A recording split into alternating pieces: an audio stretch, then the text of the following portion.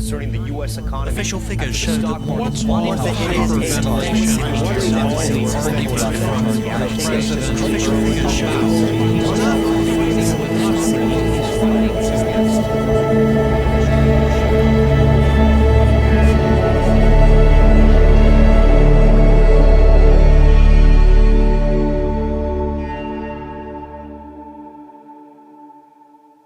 Hey, Whitewater friends and family. Recently, we've been stuck in the house because it was raining so much, and finally the sunlight broke through one morning, and our whole family just walked outside, including our French bulldog. And as we were headed toward the yard, our bulldog just ran out into the grass, and before we could even get to the yard, he just started running in circles, running and just tearing up earth. Just had the biggest grin on his face. He was in the sunlight. It was warm outside. It was beautiful. And it was like a moment for all of us. We were like, yes, that is exactly how I feel. How are you doing, Whitewater friends? You guys hanging in there? I sure hope so. We've jumped into a new series that's called How to Find Peace of Mind. And the goal of this series is really to take a journey with Jesus toward wholeness and peace. Now, there's this verse from Jesus. It says this: I have come that they may have life and have it to the full. That's John 10:10. I love that verse because Jesus is talking about life, the forces that we're created for, the force of life that God has given to every human being. And the idea of life is, in the Greek, is a term called Zoe. And Zoe life it's bigger than a lot of maybe the way we think about it in our culture. It means like wholeness, fullness, joy, peace, abundance, overflowing goodness. And I love that idea. And for our series, we're going to be talking about life, Zoe life, in the sense of life, a life of wholeness and peace. And in this sermon series, we're going to be looking at mental health, relational health, emotional health, physical health, and spiritual health. These are dimensions of Zoe life, of life with God. And today we're going to be really focusing in on emotional, mental, and spiritual health. Last week I talked about having a car where I put new tires on, or they were actually old tires, but they were new for the car. I put them on, went driving, and then parked it. Next morning I come out and my tires are totally flat. And I was like, did I hit a nail? How did I pop this? And when I looked closer, what I found was the pressure of the weight of the car hadn't caused the cracks. There were cracks that were already there. And I think this is so important for our life. Pressure doesn't always create the cracks. It reveals the cracks in our lives. The pressure of COVID-19 could be an obstacle toward life and wholeness and peace, and mental and emotional health. Or we could look at the pressure that's revealing the cracks in our lives as an opportunity to grow and deal with maybe issues that have always been a part of our life, but we've ignored them. It might be time to look at the cracks in our life and begin letting Jesus restore them. Now, I don't know about you, but the way I work is my emotions, my mind and heart kind of work like a rubber band. So for me, what that looks like is when I start going through crisis or trauma, or go through storms in my life, my mind just starts focusing and getting out ahead of my emotions. My head starts getting out ahead of my heart. And then pretty soon the pressure mounts, and then, son of a Michael! For some people like me, their mind will lead first. And then when it comes to a point of crisis, the emotions will come and snap. Some of you might be emotion led, and your emotions will lead you, and then your mind eventually, boom, catches up and snap. The head and the heart kind of lead at different times for us and different people. Last week, we left off with the story where Jesus is with his disciples. They're in a storm, and they cry out to him, "Don't you care about us? Do something." We're going to jump right into that story about a time of crisis. How do we maintain, or how do we retain emotional and mental health through the crises and storms that life will throw at us. Mark chapter 4. When evening came, Jesus said to them, his disciples, "Let's cross over to the other side of the lake." They left the crowd and took him into the boat, just as he was, and other boats followed along. Gale force winds arose, and the waves crashed against the boat, so that the whole boat was swamped with water. This is a serious storm. Verse 38, but Jesus was in the rear of the boat, sleeping on a pillow. He's just sleeping. He's not aware. He's not intensely connected to the storm. He is asleep. And they woke him and said, "Teacher, don't you care that we're drowning?" There's a snap moment here where their emotions are leading and their mind catches up. They all of a sudden realize they're in the storm, and then they realize what's happening. And then they finally look to Jesus and say, "Jesus, you're going to do something. Don't you care about this?" Now, let me give you the context for this. The context for this story is his disciples, many of which are fishermen, are with Jesus in a boat.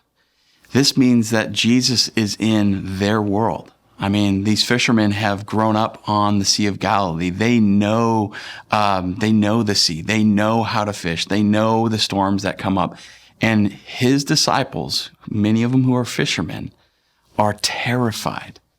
Like if you've got fishermen that are terrified, you know it's a terrible storm, and they're helpless. They're hopeless, and they're asking God, "Jesus, do you care about us? What are we going to do?" Imagine the anxiety, the worry, and the fear that's being surfaced in this moment. Have you ever had a moment like that where you ask, "God, do you even care about this storm that I'm in?" I mean, many of us have been hit so hard with COVID-19. We're trying to reorient our whole life. Like our emotions are starting to catch up with our mind, or our mind starting to catch up with our emotions. And there's been some snap moments. So how do we maintain spiritual, mental, emotional health? And how do we really trust that Jesus is here with us? For me, when COVID-19 hit as a storm, I've been trying to practice this thing where when I feel afraid and when I feel like anxiety, I'm trying to open my hands, just keep them open, because it's hard to be mad or super controlling when you're just opening your hands. So the storm is kind of hitting waves. I don't know about you, but emotional and reality waves. And so I've been trying to keep my hands open. And first we find out COVID-19, which is a storm none of us planned for. I didn't plan for it. It changes everything. But what does it mean? And I'm trying to keep my hands open. Okay, God, I trust you. And then social distancing. Okay, that's weird, but I can handle that. And then you got to stay in your homes. We can't go out. We're not supposed to go out and meet with people. Okay. And then in the middle of this, we had started a roof project. My house needed a new roof, and it got started, but then it got delayed. So I don't have a roof. Okay, God, I'm going to keep my hands open. Now when I walk around, with my family, I'll just look at people's roofs saying, "Oh, it'd be nice to have one of those." I'm keeping my hands open.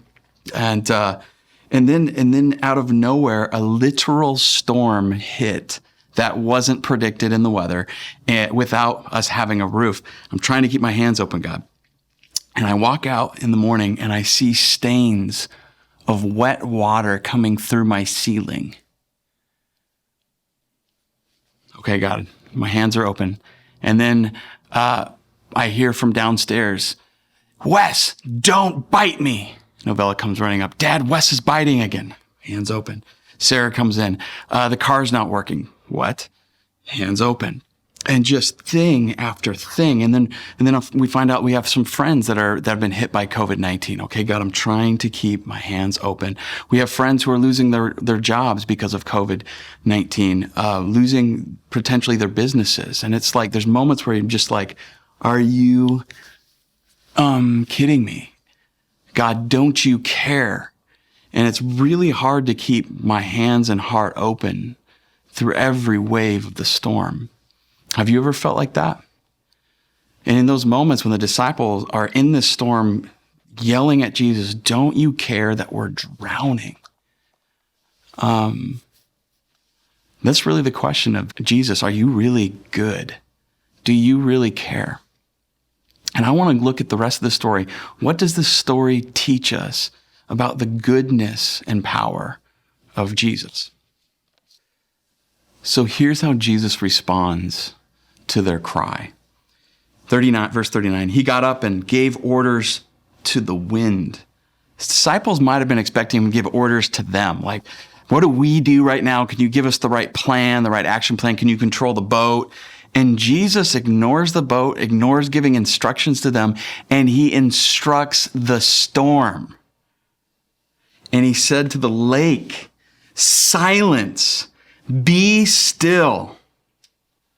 The wind settled down and there was a great calm. Isn't that I love that, the phrasing, there was a great calm.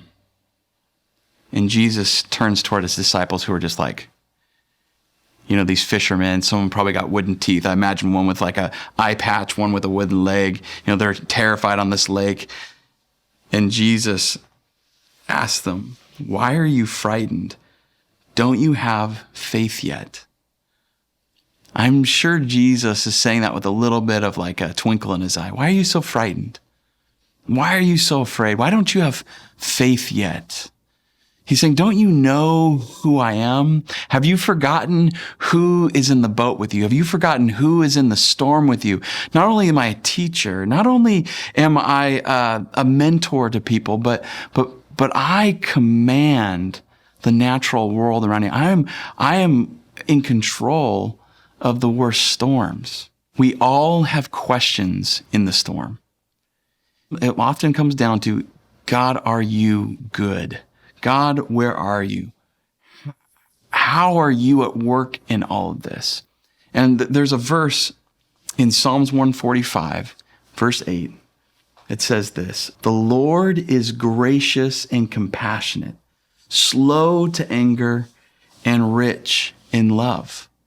That the nature, the being, the character of God is totally and utterly good, compassionate, slow to anger, rich in love. That's the nature of God. In the middle of a storm? Yeah. In Hebrews 1:3, it teaches us this. The Son, that's Jesus, is the radiance of God's glory and the exact representation of his being. Here's what that amounts to. The Son is the radiance of God's glory, the exact representation of his being. And this is talking about Jesus, the Son. So what this means is this. If you want to know what God is like, look to Jesus. If you want to know what God is like in the flesh, in real time, in real world, in real storms, look to Jesus. Jesus is the representation, the reflection of God. God's compassionate love that we just read about, his rich love, his goodness are manifest or made known to us when we look at Jesus. That's what God looks like in the flesh. The other thing is Jesus is with us in the storm, not just on sunny days. Jesus is with the disciples, I'm pretty sure, on a lot of sunny days. But Jesus wasn't just, with them when everything was great. He was with them in the storm. God is with us. Jesus is with us when we go through the storm. Jesus will ultimately calm every storm. I think it's so important to know that this too shall pass, that every storm we go through, we're going to come out of. And we don't know what the toll will be on us emotionally, physically, but we do know that Jesus will ultimately calm every storm. God will put all things right ultimately. And in the meantime, God is restoring things. He's putting out lots of storms in our lives. The question is, do we trust him? Now, here's another thing. A major question that comes up is, how is God good in the storm? Check out this verse. This is so helpful. And I will give you treasures hidden in the darkness, secret riches. I will do this so you may know that I am the Lord, the God of Israel, the one who called you or calls you by name. God uses storms, God uses darkness to reveal his goodness, to give us treasures hidden in the darkness. Sometimes when we're like, God, how could you be good in this situation? We've forgotten to look for his goodness in that situation. So easy to just look at the storm like the disciples did. And God, don't you care? And Jesus kind of gets up and just says, calm down. We have to keep our eyes looking for God's goodness in the storm, the treasure in the darkness. God works for good in the ordeal, not just the ideal. If God has treasure for us in the darkness, and Jesus is with us in the storm, then God is at work in the ordeal. Like, life doesn't have to be perfect. Your life doesn't have to be ideal. Your personal health doesn't have to be ideal for God to be at work in it. Your home, like if you don't have a roof, like God is still at work. God is still good. In our world that it has a lot of problems, it's not always ideal. God is at work in the middle of the ordeal. God turns evil and pain into good. God turns evil and pain into good. God is the master of turning the things that have been turned toward evil by our world and by people. He turns it to good. He's the master of that. God transforms our pain and suffering into good. God is the master of this. Sometimes when we look at our life and we say, life will never be the same. I'll never be able to recover. Nothing good can come from this. God is the master of taking our pain, our suffering, and transforming it somehow into goodness. The goodness of shaping our character into who we wouldn't have been, shaping the situations around us. God never wastes a hurt. He loves to use people who have been through pain and who are healing as wounded healers, people who can heal and help the healing of others. And it's never more demonstrated than when we see God taking pain and suffering in his son Jesus as he's dying on the cross and converting that pain and suffering into good for humanity. That God's love was unleashed and converted through the cross of Jesus. And that means God is always good. We can take that to the bank. We can put our hopes and our trust in that. Now back to the end of the story. Overcome with awe, they said to each other, "Who then is this? Even the wind and the sea obey him." He's more than a teacher, not less, but more than just a teacher. The storm is revealing that he not only has the words of life to teach us about life, but also words of power and goodness. The storm is revealing the power and goodness of Jesus. And the disciples now, their emotions are beginning to catch up with their mind. It's a snap moment. They are in awe of Jesus. I had a snap moment as we were going through the storm. I remember when COVID-19 first hit, everything shifted. I mean, my mind and emotions were all over the place. But the way I lead, if you remember, is like my mind focuses. So I started focusing, and for about 10 days, we just were in crisis mode. We were shifting the whole church online to serve people. We were trying to minister to our staff and get our staff up and running with the new reality. We were trying to serve people in crisis, and there are all these crises coming in while we're shifting the church. And then I'm also trying to shepherd and minister to my family. So I just kind of had to turn off my emotions for 10 days, basically, and just focus. We needed to get new sermons up. We needed to do all these things. We're also trying to pay attention to the news. We were getting new regulations, not weekly, not even daily, but by the hour. We'd make plans, and then all of a sudden we find out an hour later, those shifted. We have to actually do this now. And then again, we'd make plans, and then we have to shift and do this. So we were just moving so quickly for 10 days. We put together a larger advisory team to make decisions for our church.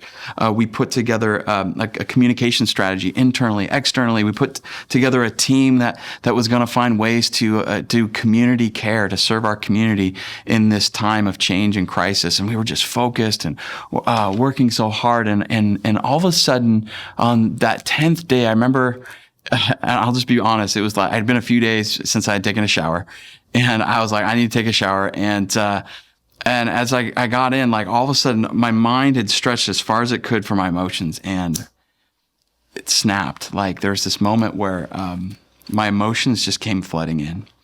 And it was an amazing moment for me. It was really hard and amazing at the same time, because all the emotions I had walled off for 10 days came rushing. All the fears, all the anxieties that had been closing off just hit me.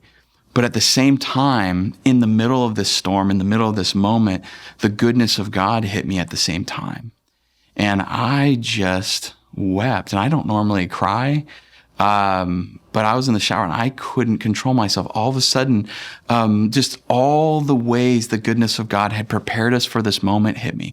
And I started thinking about like how God had prepared our church for this moment. We had commissioned our whole church, commissioned people into their areas of calling. So we knew what, where our doctors were, and our educators, and our stay-at-home moms and dads, and, you know, just all the different professions people are in and their callings.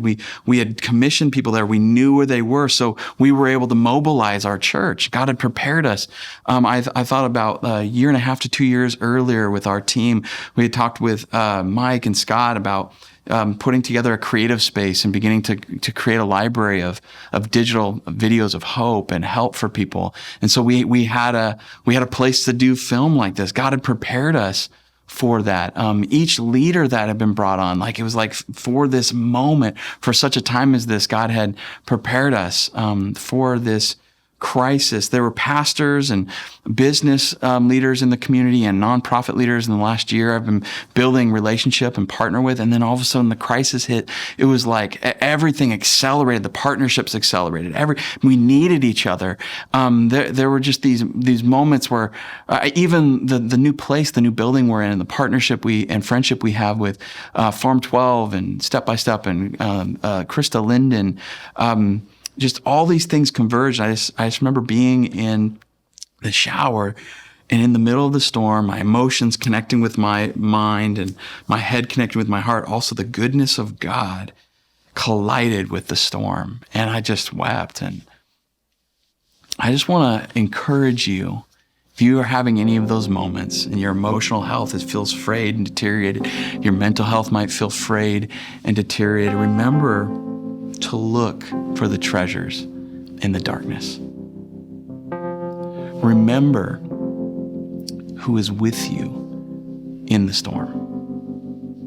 And lastly, remember to listen to the voice that calms the storm out here, but can also calm the storm within.